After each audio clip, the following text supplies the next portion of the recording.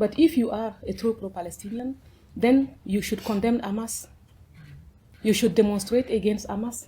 You should want better education for children in Gaza. You should want to remove all the ideology and all the brutal ideology. You should actually defend yourself by saying that you do not stand by what happened to the women. And I cannot unsee the body of Shani Luke on the lorry. You will say that you don't want to see this happening to anyone. If you are really for Palestinians, and if you are European, if you are Belgian, you will also respect Europe. You will also respect Belgium. You will respect your country. You will not want taxpayers' money to go and help funding terrorism. You will want to know, as a politician, what the truth is. You will ask the critical questions and want to see the evidence. But instead, if you put ideology above political action, why are we then in a parliament? Why are we in a government? So this lack of action and taking freedom for granted is what is actually threatening us. It's also a lack of compassion for what is going on in the Jewish community.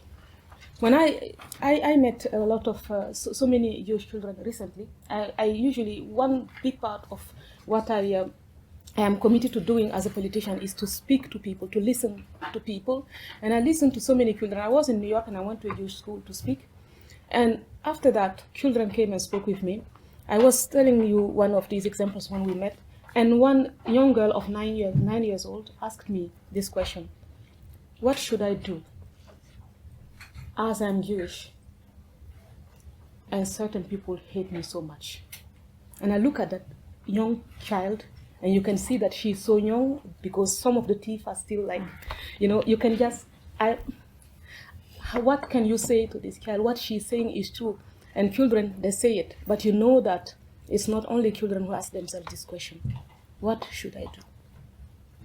So what I see is that people ask for justice, ask for respect, ask for the removal of the hatred. And then I hear in every debate that these are the bad people. But why are these people, why do they need to be protected against those who are saying that they're bad? And before I entered this Jewish school in New York, I had to show an ID card. I was a guest. I had to go through, I saw security guards. But when we go and pick our kids here, and in other schools, we don't see any security guards. It is in front of the Jewish school. Do we want a community where synagogues and schools need to be protected? Or do we want a community where it's not necessary and everyone can be everyone else's guest? Our contribution is to help make this kind of protection unnecessary, but for the time being, it is necessary. So our responsibility is to say the truth about what is going on. We have an issue of political silence about key issues like the violation of women's rights, anti-Semitism, and we have political silence about radical Islam. And this political silence is something that we need to continue breaking. It's not enough. We cannot just speak 5 times, 10 times, and then stop. We need to continue until we don't need to protect any single school anymore. We need to continue until people who were born as Muslims like myself and who have a free voice are not threatened. I receive all kinds of threats. Some people explain to me how they're going to cut my head off. All kinds of threats. And they write it publicly because they know that you can say that. They know that you can say that. And if you target them with your ideas, not with anything, with your ideas, they call you an Islamophobic, and they call you someone who is spreading hatred. But this is not okay. We need to continue fighting for that. We need to continue making sure that this conversation is not necessary anymore because justice is there. How can we be in a world where we need to convince people that what we saw on October 7th is a threat not only to the Jewish community, not only to Israel, but to the West and to the world?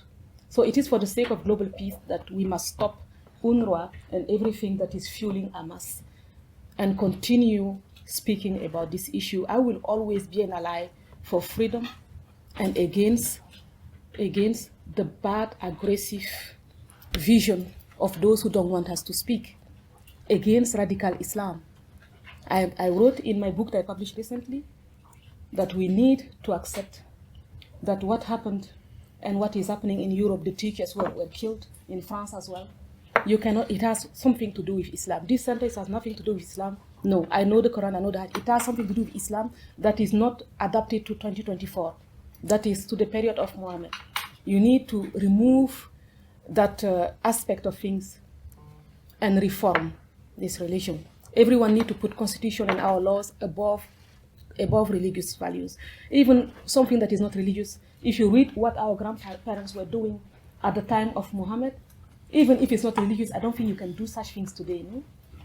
We just do normal things today. We are in 2024. We have to respect each other and human rights.